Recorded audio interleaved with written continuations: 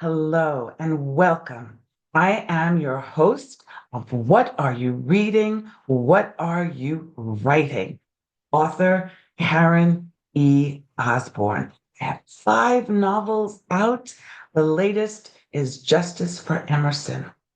I am so glad that you're here. This is a space for readers and writers to come together and talk about books. I am so excited to reintroduce you to the amazing, talented Debbie Tinsley. Hey, Debbie. Hi, Karen. Thank you. That's very sweet. I'm so glad that you're here. So, she's a classically trained actor and singer, and she spends a good chunk of her professional time recording books. And do you record other things, Debbie?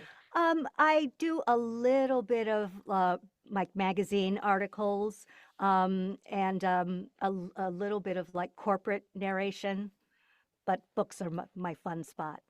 Good, yes. Books are the fun thing. And she Yeah. is speaking to us from her studio, the place where Yes. all the magic happens. Indeed. Indeed. I am so grateful. She has narrated three of my past novels, Tangled Lies, Reckonings, and True Grace. And then she told me she was kind of done with me, not because of me, but she just said, you know what, Karen, I can't do this anymore. And then Justice came and she said, oh, okay. So I'm so happy with that. I'm so happy. And Justice for Emerson comes out on March 13th. But Yep. before we jump into Justice, I had the pleasure of, because I realize now that I could just search for books under your name, Hmm. but friend of mine, a writer friend of mine, Jeannie M. Roberts, who I've known for about maybe 3 years, Hmm. and she asked me if I knew anybody. And I said, oh, do I not know somebody amazing? And so I introduced them. And then I got the pleasure of listening to you read that. So, The Midsummer Woman. So I just thought maybe we would start there. Like, what All was right. that like? What was that experience like? I thought you did such a beautiful job. Oh, And so thank you. so did she. She Thank was you. a, Thank you. yeah. It was really a pleasure to do that book. It's a dual time mystery, and it's a lot of spiritual, a lot of kind of metaphysical stuff in it, which really intrigues me. And just the different characters were just so much fun. And we were in the UK, and then we were in the States, and so it was really a pleasure to read. I enjoyed that very much. That's cool. It's a good Yeah, book. yeah, it The is. Midsummer Women. Yes. So how did you decide? So, like I said, oh, Jeannie, here's somebody that you should know. But Hmm. how do you decide, like, oh, Karen, thanks, but no thanks? I mean, how do you decide which projects you will accept? Yeah. Well, it's more, I'm not in a position, I'm not one of those sought after narrators yet. So Yet. I still audition. And so it's more of like, what do I choose to audition for? And there are genres that I won't accept. Um, Mm. and just because they don't interest me, but I love mysteries. I love historical fiction, which is why I loved doing True Grace. Um, and From an audition point, usually there is a snippet that you read, for the audition, and I can generally tell if they're a decent writer, if it's something that's going to suck me in to want to read it. So it's generally I get it from the audition material. I've been wrong a few times, where how they do a movie trailer and the trailer is the best part of the movie. Yeah. Well, Yes. sometimes the audition piece is the best part of the book, but that's rare. So that's pretty much how I just a genre that intrigues me, and if the writing is good. Yeah. Okay. So, in addition to Justice for Emerson, Hmm. what are projects that you have going now? What are some of the things you're involved in? Yeah, I just went through a really busy sprint of books, so I have kind of hit on this spiritual, metaphysical stuff. I've done about 3 or 4 books of those. I just finished a book about the history of existentialism, which Hmm. was the most researched book that I have ever had to narrate. One of the things that prepping a book is about 50% of the work in doing the narration work. And prepping is looking up words you might not know the definition of or the correct pronunciation of. Well, existentialism was the philosophers were all French, German, Norwegian, and so I had to look up all those names and make sure I was pronouncing them correctly. And then a bunch of different, like, existential jargon that I was not familiar with. So that was a real challenge. It was interesting, but it was a real challenge. And then I did another book about speaking with archangels. And I learned about all the names of the archangels and what each of them is responsible for in your life, and which one, if you're having a particular problem, which one to call on, you know. So that was really interesting. So that's what I've been doing lately. And I just picked up a book for a really interesting producer. It's Potomac Talking Books, and they're part of the Smithsonian. And they do books for the visually impaired or people who cannot physically hold a book or a tablet. Mhm. And so those books are free to users. And so I'll do anything for them. I just picked up a teen mystery. So that'll be fun, nice and quick, and it'll be fun with the characters and everything. So it runs the gamut. Yeah, I like that. Doing reading for the impaired, the hearing Yeah. impaired. That's Yeah. I mean, for the The visually visually impaired. impaired, Yeah. so they Yeah. can listen to you. Yes. Yeah, indeed. Yeah, that sounds really good. Yeah. So let's talk about justice for Emerson. Alrighty. So for those of you that are watching, which it comes out in 1 week from today on March 13th. And it is like Jeannie's book, it's a dual timeline. And it's a mystery with diverse characters. We meet Aria in present day, and she is 50. She's been widowed for 2 years. She's an African American woman, and she's running a not for profit that helps the unhoused, hungry, people struggling in life. And she has a beloved volunteer who's 77, who's Emerson. And he's a recovered addict, and he's a Vietnam vet, and he's murdered in the first pages. And she finds him in the basement, and the murderer sees her. And then the dual timeline part is so then Debbie had to go back in time. We meet Emerson when he's 20 and he's on his way to Vietnam, and then his story and how they come together.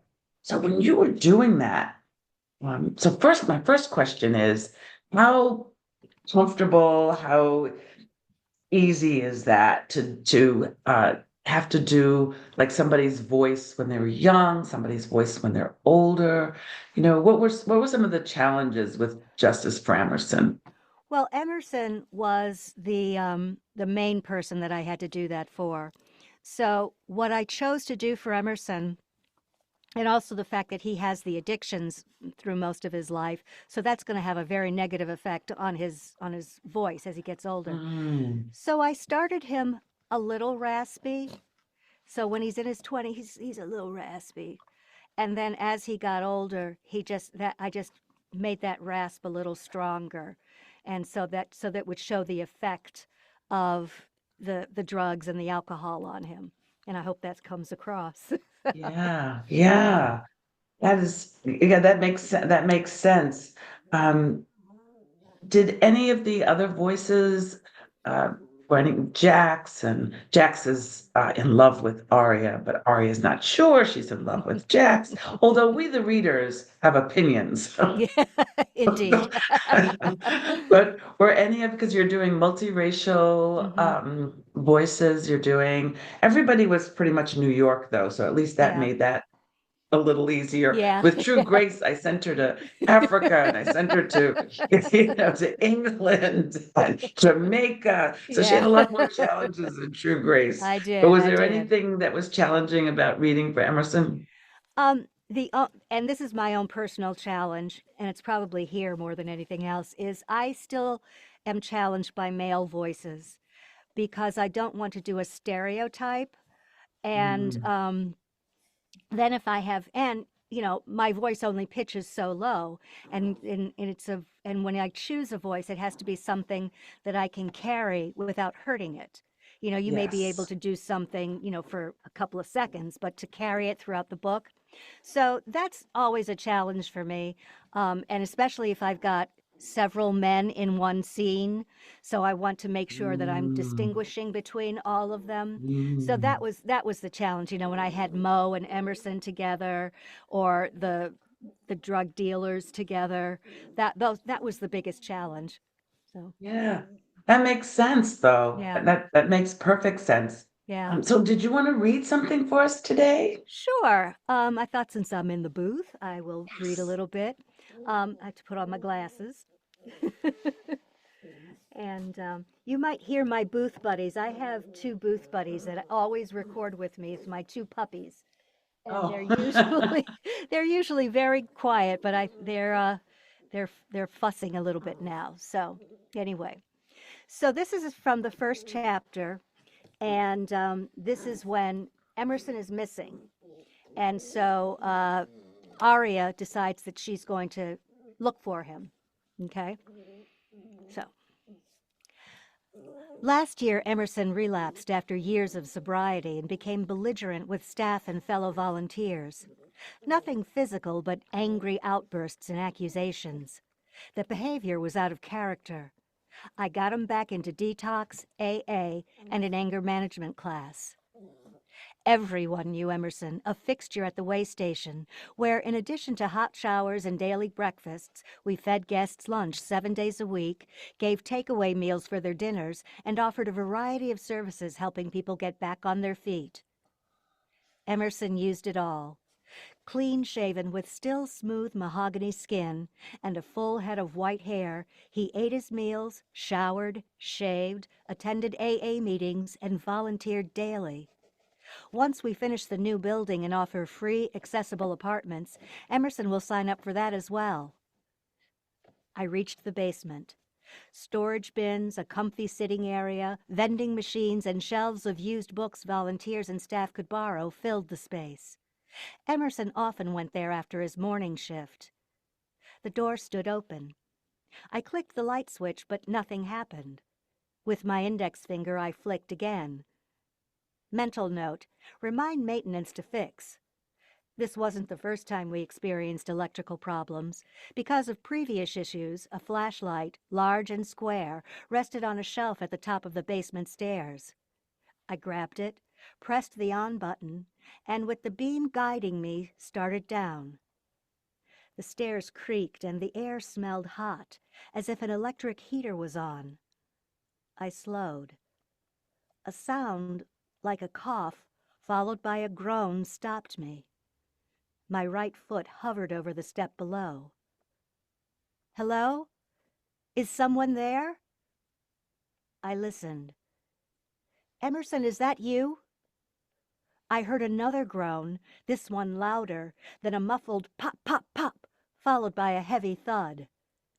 I pressed my back against the wall, turned off the flashlight, slid along the stairwell wall, and backed up the stairs. Stop! A commanding voice spoke from the darkness below. Someone dressed in a black pea jacket and pants, a knit cap, and a mask covering his face, stood at the bottom of the steps. The only illumination came from a street-level window.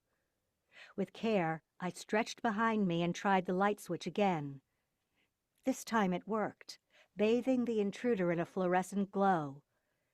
In his gloved right hand hung a blood-stained kitchen knife, and in his left, a gun with a long silencer lay against his thigh.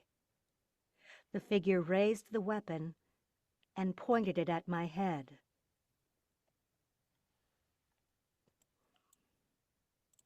And that's the end of chapter 1. So good. She must be a good writer, the person who wrote that, She 'cause is it's good, yeah. good. She sucks you right in from the beginning. So you and I are hosting a launch party Yay. in 1 week when at 7 p.m. 7 p.m. Eastern time Hmm. at on Zoom, live on Zoom. And what and you're a guest. Thank you. So I thought that we might let people ask you questions. They Okay. can't do that now. Right. They're listening to you and they're like, oh, but I want to know this and I want to know Hmm. that. And how Hmm. did you get started? And, Yeah. whatever people want to ask you. So I thought we Sure. could do a live chat That'd be great. and that maybe you could do a reading again. Okay. We could pick something different or the Hmm. same thing, but because different people have seen this versus, come to the party maybe. Right. Right. But so I thought that would be a fun thing, and we Hmm. really want all of you to come to the launch party. You just have to write me at writer WRITER Karen E. Osborne, OSBORNE at gmail.com. It'll be right under this video. And then we'll send you the Zoom link, and we're going to have a toast. We're going to have a special drink, and we're going to toast to everybody. So it's just going to be we're giving away prizes, Ooh, including uh, a free audio um, recording of the book. So great. that'll be one of the prizes that we'll give away, as well as physical copies of the book and e-copies of the book. So I really hope that you will join us. And if you wanted to follow Debbie, if you wanted to find her and the other books that she's read, and all the different, some of them sounded really intriguing, didn't they? Some of the ones that I don't know about the existentialism, but but the books that she does are really good and fun. How can people find you? Where can they find you? Well, on Audible, just plug in my name, Debbie, Debi, Tinsley, Tinsley, and all my books will come up on that I've recorded on Audible. My website is debbietinsley.com. On Facebook, I'm Debbie Tinsley Voice Actor. And on Instagram, I'm Debbie Tinsley on the mic, MIC. So, Very cool. Very cool. Well, thank you, Debbie. Thank you for joining me today. Thank you for um, being, such a good partner. I feel thank like you. we do this together Yeah. extremely well. And if Debbie mentioned True Grace, and that's one you might want to take a listen to, Mm. because all the different voices, all the different accents are so fun to listen to. Although I wouldn't say that the book is fun, but it's more of a gripping book. But it is It is good. wonderful to hear all the different voices. And I hope we will see you, that both of us will see you at our launch party in 1 week. Take care. Thanks, Debbie. My pleasure. Thank you. Bye, everybody.